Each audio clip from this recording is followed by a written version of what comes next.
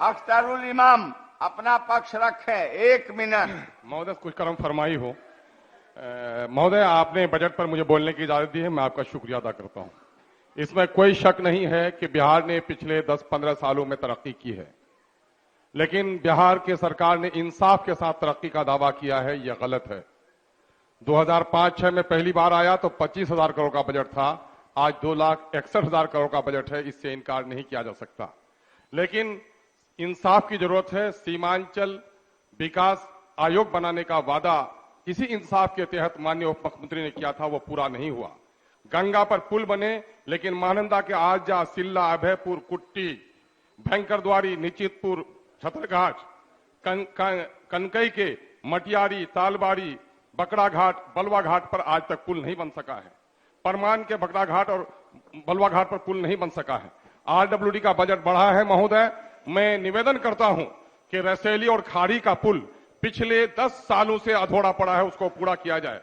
प्रधानमंत्री सड़क की चर्चा की गई है, लेकिन मुख्यमंत्री सड़क और GTSNY का कोई चर्चा नहीं हुआ है। गांवों को जोड़ने का उपाय किया जाए। आपदा के में आपने राशि बढ़ाई है, लेकिन हजारों लोग विस्थापित हैं, उनको अब तक मुआवजा नहीं मिल सका है। 2459 प्लस 1 मदरसे में से 205 और 609 को तनख्वाह दी जा रही थी, उसमें से 609 को बिला वजह जांच करके उसकी तनख्वाह रुकवा दी गई है और 1645 को अब तक कार्रवाई नहीं की गई है, उस पर कार्रवाई की जाए। महोदय 7वें चरण की टीचर की बहाली की जाए और गंगा बेसिन की बात, महानंदा बेसिन की बात पिछले 12 सालों से सुनी जा रही है और अब तक जमीन पर उतारी नहीं गई है। उस एस्टीमेट में तब्दीली करके उसको जमीन पर उतारा जाए। महोदय, अगर बिहार में तरक्की हो रही है तो मजदूरों का पलायन क्यों हो रहा है? तमिलनाडु में मजदूरों की पिटाई क्यों हो रही है? पर कैपिटा इनकम क्यों नहीं बढ़ रहा है? सीमांचल आज सबसे ज्यादा गरीब क्यों रह गया है?